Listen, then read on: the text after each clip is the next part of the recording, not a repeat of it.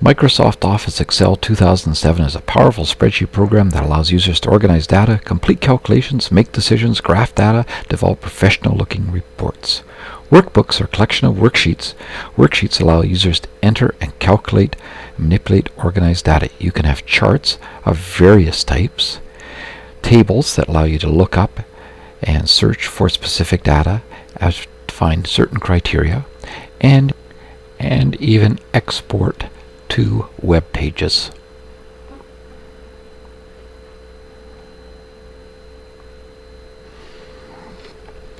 Spreadsheets are organized into rows named 1, 2, 3, 4, 5, 6, and so on, and columns labeled A, B, C, D, E, F, and so on. Wherever a row and column meet, such as A1, that's called a cell. D4, that's called a cell. And you can see when we click on a particular cell, the column and the row are automatically highlighted. So there's B8.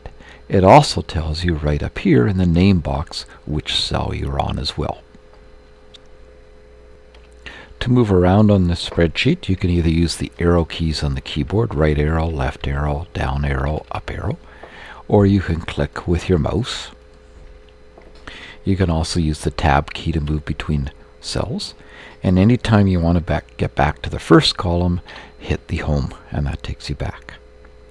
You can also use the page up and page down to go down many rows at a time. You can see how the row columns are changing very quickly. And to move across the spreadsheet, you can hold down the control key and use the right arrow key to move across, and the left. We're going to start with a very simple little spreadsheet for a home budget. So I'm going to move up to cell B2, and I'm going to put in the title for it, home budget. And then we're also going to put in what we're going to find the budget for. So I'm going to start down here in A9, and we're going to keep track of groceries and clothes, mortgage, and I'll fill the rest of the, and we'll put a few little titles across the top. I'm going to start that in A7. So this is the item name. We're going to keep track of how much we budgeted for it, how much we actually spent, and what the net difference is between our budget and our actual amount. Now you might notice that all these items that we entered in line up on the left side of each cell. When we start putting number data in, it automatically lines up on the right. Now I'm also going to put a couple of other little things. We're going to keep track of some totals down here.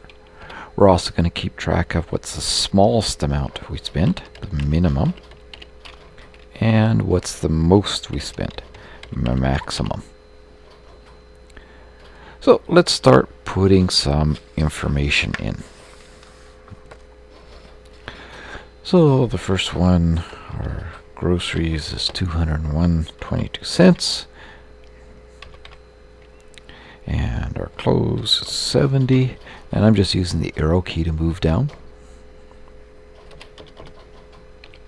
We can also use the enter key to move down, or you could click with the mouse to move down. Any of those will let you move automatically down the cells. So there we've got budget amounts in. Now a couple things to note.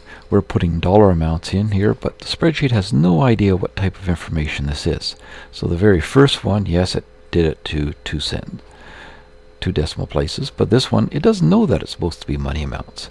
This one here, it only went decimal 5 instead of decimal 50. We'll fix that up later. So let's put in the actual amount that we spent. So the first one, we spent the same amount. Here we're paying a little bit different. So now we've done those calculations. Now I want to figure out how much is the difference between what we budgeted and what we actually spent. So what we're going to do is we're going to put a calculation in here. So begin a calculation always begins with the equal sign, and the formula also appears up the top here as well as in our cell. And then we put not the amount, but what cell are we getting the information from? Well, we're going to take the budget amount in B9, we're going to subtract it from the actual amount in C9. So we'll say B9, and you can see that the B9 is in blue, and it highlights that in blue as well, minus C9. And you can see that it highlights that in green and in green. And then we hit enter, and it calculates the amount. Well, 201.22 minus 201.22 is 0. Now our next one for the close is very similar. It is B10 minus C10. So we begin a calculation with the equal sign, and this will be B10, and again you can see it highlights in blue, minus C10, and it highlights in green. We hit enter, and it calculates that. Now we could keep typing these formulas all the way down. This would be B11 minus C11, then B12 minus C12. But the spreadsheet lets us do it a lot easier. We can actually copy the formula. So I can move to one of these, and there's our formula up at the top in the formula bar. We copy, so I'll right click and say copy, and then we just highlight where we want to put it. And right click, paste. And it is copy the formula. And if we look down, we can see there's the formula, B11, C11, B12 minus C12, B13 minus C13, and so on all the way down. So it's very easy to copy formulas. And notice it copied the formula, not the actual result of the formula. Now we're also going to put some totals down at the bottom here. We want to know what our total budget amount was. Now there's a number of different ways we can do that. We'll begin with equal sign because it's a calculation, and we could say B9 plus B10 plus B11 plus, and keep on going all the way down. And this isn't a lot of cells, so it wouldn't take too long to do that. But there's a much easier way. Whenever we want to sum total things up, we can actually just say sum, and you can see it gives us the sum there, and I can either click on this or I can put a bracket in, pop it in there, and then we can say where do we want to start. B9, and you can see it puts a little blue in there. We put a dot, and where do we want to end? Well, we want to end at B15. And close bracket, and you can see that it's highlighted all those for us, and enter. And it put the total, the sum of all those in. And there's our formula up at the top, equals sum bracket B9 dot B15. Now another way we could do it is, I'm just going to delete this, is we could highlight this all the way down, including where we want the sum to be, and we could use the sum function. On our home tab, way over on the right hand side, there's editing, and there's the little symbol what means summation. And all we do is click on it, and it has summed it for us. And we can see when we click in there, there's the sum formula. Now, another way we can do this is, I'm going to delete that again. It will begin equals sum bracket. Now instead of typing the cells in, what I can do is I can just highlight them, and we can see they're all in blue, and we got the little blue box around, close bracket, enter, we have the sum. So a number of different ways of doing the same result. And there's our formula again, equals sum bracket B9 dot B15.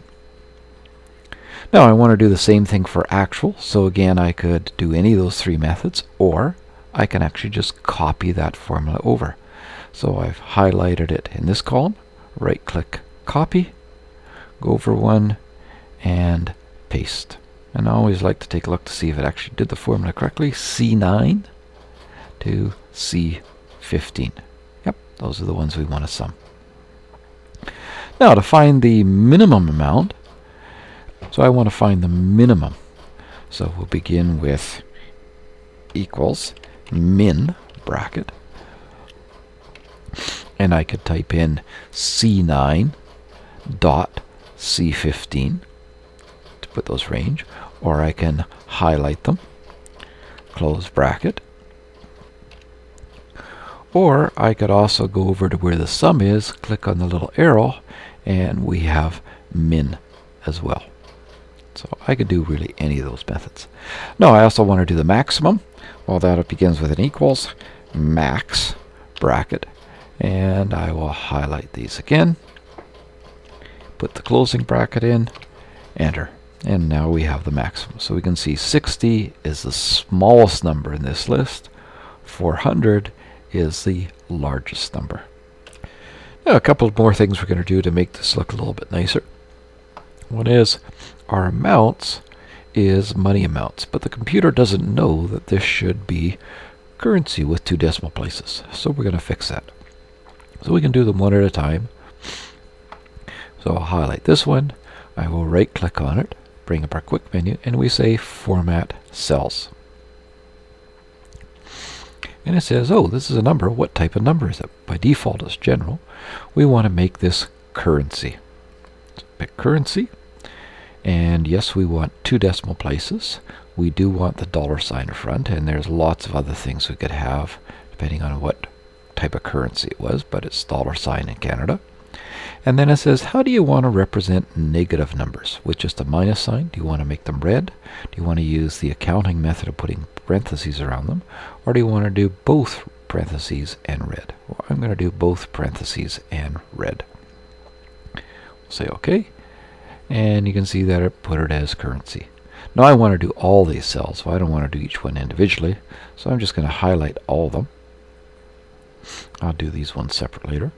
Again, we right click, bring up our quick menu, Format Cells, Number, Currency, it's 2 decimal places, the symbol, I want the $sign, and I'm going to use the red with parentheses. And we can see here's our negative amounts. We spent more, $8 more. Here we spent $10 more than we budgeted. I'm going to do the same thing down here, but I don't want these blank cells, so I'll do those 2. Right click, Format Cells, we'll do a currency, same thing as before, and I'll do these 2. Currency, and I'm going to pick that one. So now we've formatted our numbers.